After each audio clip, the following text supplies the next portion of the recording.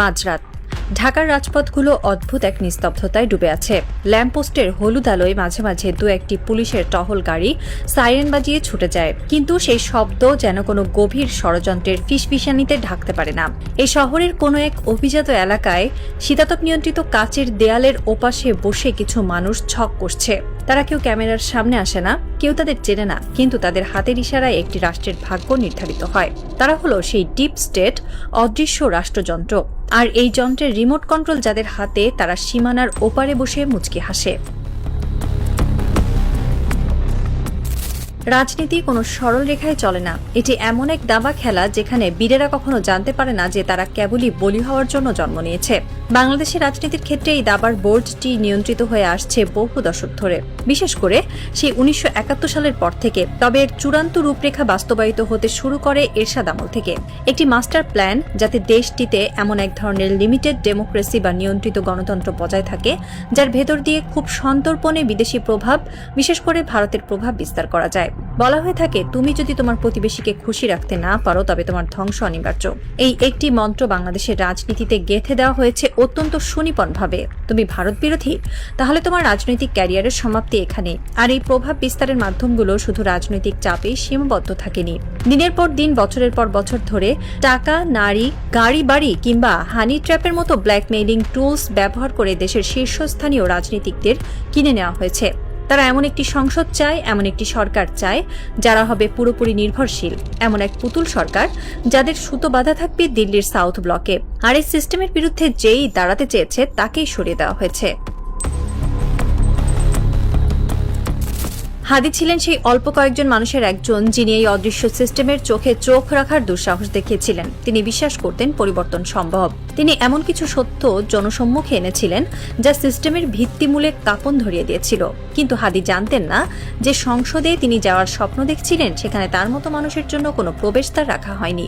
বাংলাদেশের সংসদ সাধারণ মানুষের প্রতিনিধিত্ব করার জন্য তৈরি হয়নি, এটি তৈরি হয়েছে এক বিশেষ অভিজাত শ্রেণীর স্বার্থ রক্ষার জন্য।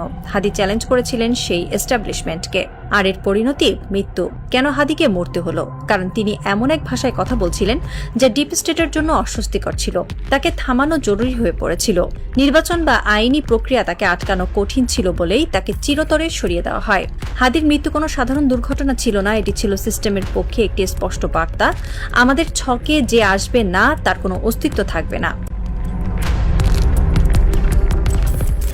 রক্তে রঞ্জিত হয়েছিল রাজপথ। জুলাই মাসে সেই উত্তাল দিনগুলোতে মানুষ স্বপ্ন দেখেছিল এক নতুন বাংলাদেশের। তারা ভেবেছিল এবার হয়তো সংসদে এমন মানুষেরা যাবে যারা সত্যি সাধারণ মানুষের কথা বলবে, যারা ঋণ খেলাপি নয়, যাদের দ্বৈত নাগরিকত্ব নেই, যাদের কোনো ক্রিমিনাল রেকর্ড নেই। ডক্টর ইউনূসের সরকার ক্ষমতায় আসার পর মানুষের প্রত্যাশা ছিল আকাশচুম্বী, কিন্তু ফলাফল কি হলো?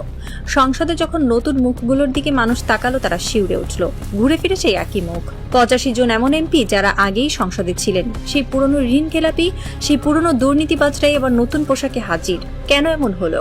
এত রক্তের, এত ত্যাগের পর কেন একই ফলাফল? এর উত্তর লুকিয়ে আছে আমাদের সিলেকশন সিস্টেমে।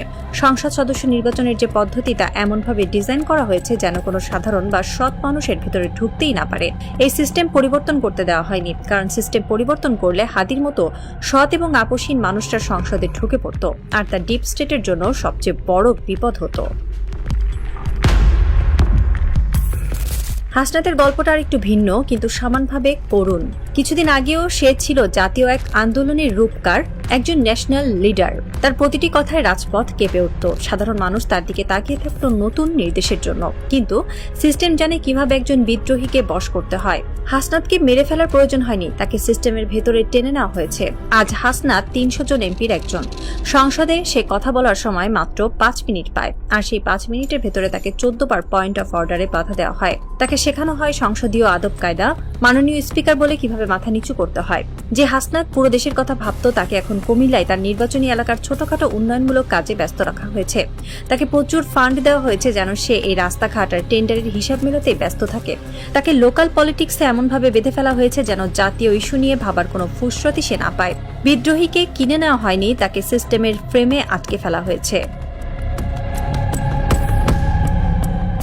অনেকেই বলেন আমাদের নির্বাচন কমিশন ঠিক নেই, কিন্তু আসলে কি শুধু নির্বাচন কমিশনের দোষ?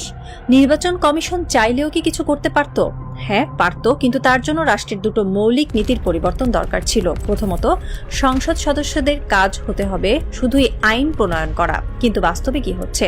একজন এমপি স্থানীয় সব কমিটির প্রধান, স্কুল কলেজ রাস্তাঘাট টেন্ডার সবকিছুর নিয়ন্ত্রণ তার হাতে। এমনকি এখন এমন নিয়মও করা হয়েছে যে উপজেলা চেয়ারম্যানের অফিসের পাশেই এমপির অফিস থাকবে। এর মানে কি? এর মানে হলো ক্ষমতার সরাসরি দ্বন্দ্ব বা লক অফ। একজন এমপি যখন উপজেলা চেয়ারম্যানের পাশে এসে বসবেন তখন তার অফিসের জৌলুস অবশ্যই বেশি হবে। চেয়ারম্যান তখন স্বাধীনভাবে কাজ করতে পারবেন না, হয় তাকে এমপির সাথে রেষারেষি করতে হবে, নয়তো এমপির বশ্যতা স্বীকার করতে হবে। এমপিকে আমরা আইন প্রণেতা না বানিয়ে একজন সুপার উপজেলা চেয়ারম্যান বানিয়ে ফেলেছি। যতদিন এই সিস্টেম থাকবে ততদিন আপনি আমেরিকার নির্বাচন কমিশন এনে বসালেও এই দেশে কোনো কাজ হবে না। দ্বিতীয় যে জিনিসটি আমাদের ধ্বংস করছে তা হলো নির্বাচনের বাণিজ্যিকীকরণ। আমাদের দেশে নির্বাচন কোনো গণতান্ত্রিক প্রক্রিয়া নয়, এটি একটি হাই প্রোফাইল ইনভেস্টমেন্ট প্রজেক্ট। একজন প্রার্থী নির্বাচনে দাঁড়ান আর তার পেছনে কিছু অদৃশ্য স্পন্সর টাকা ঢালে। তারা কি বিনামূল্যে এই টাকা দেয়? না, এর পেছনে থাকে একটি সুনির্দিষ্ট উদ্দেশ্য, একটি লাভজনক রিটার্নের আশা। যতদিন পর্যন্ত নির্বাচন একটি অলাভজনক প্রক্রিয়ায় পরিণত না হবে ততদিন এই দুর্নীতি চলতেই থাকবে। কিভাবে এটি বন্ধ করা যেত? খুব সহজে। নির্বাচন কমিশন বলতে পারত কোনো প্রার্থী নিজের পোস্টার ছাপাতে পারবে না, প্রচারণা চালাতে পারবে না। নির্বাচন কমিশন 3টি নির্দিষ্ট জায়গায় 3 জন প্রার্থীর পোস্টার পাশাপাশি লাগিয়ে দেবে। কোনো প্রার্থীর মার্কা থাকবে না, শুধু ছবি, নাম আর যোগ্যতা লেখা থাকবে। মানুষ প্রার্থীর চেহারা এবং যোগ্যতা দেখে ভোট দেবে। 3 জন প্রার্থীকে একটি মঞ্চে বসিয়ে সরাসরি বিতর্কের আয়োজন করা যেত, যা টিভিতে লাইভ সম্প্রচারিত হতো। জনগণ দেখত কে কতটা যোগ্য। কিন্তু আমাদের নির্বাচন কমিশন কি সেটা করেছে? করেনি। কারণ এটা করলে এই বিশাল লাভজনক এন্টারপ্রাইজ, এই যে টাকার খেলা, সব বন্ধ হয়ে যেত। সবশেষে ফিরে আসি সেই অদৃশ্য শক্তির কাছে। এই যে সিস্টেম, এই যে বন্দোবস্ত, এগুলো কারা টিকিয়ে রাখছে? যখনই কেউ এই সিস্টেমের বিরুদ্ধে যায়, যখনই কেউ হাদি টাইপ হয়ে যায়, তাকে সরিয়ে দেওয়া হয়। যখন কোনো হাসনাত বিদ্রোহী হয়, তাকে সংসদে বসিয়ে লোকাল ফান্ডের জালে আটকে দেওয়া হয়। ভারত বা আন্তর্জাতিক ভূ রাজনীতির সাথে আমাদের লোকাল পলিটিক্সের এক অদ্ভুত নিখুঁত ব্লেন্ডিং তৈরি হয়েছে। তারা জানে সরকার যেই আসুক না কেন, সিস্টেম তাদের হাতেই থাকবে। কারণ সরকার বদলায়, কিন্তু অ্যালাইনমেন্ট বদলায় না। রাতের ঢাকা শহর এখনো নিশ্চুপ। সেই শীতাতপ নিয়ন্ত্রিত ঘরের ভেতরে সিগার আর দামি মদের ধোঁয়ার ভেতর দিয়ে আরেকটি মাস্টার প্ল্যান রচিত হচ্ছে। আগামী নির্বাচনের ব্লুপ্রিন্ট, আগামী 5 বছরের জন্য নতুন কোনো হাসনাতের পতন কিংবা নতুন কোনো হাদির মৃত্যুর পরোয়ানা।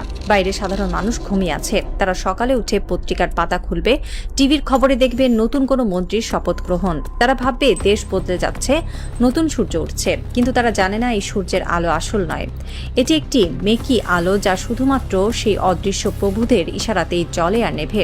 রাষ্ট্রের রন্ধ্রে রন্ধ্রে ঢুকে থাকা ডিপ স্টেট জানে বিপ্লব আসে, বিপ্লব যায়, কিন্তু ক্ষমতার আসল চাবিকাঠি কখনোই হাত বদল হয় না।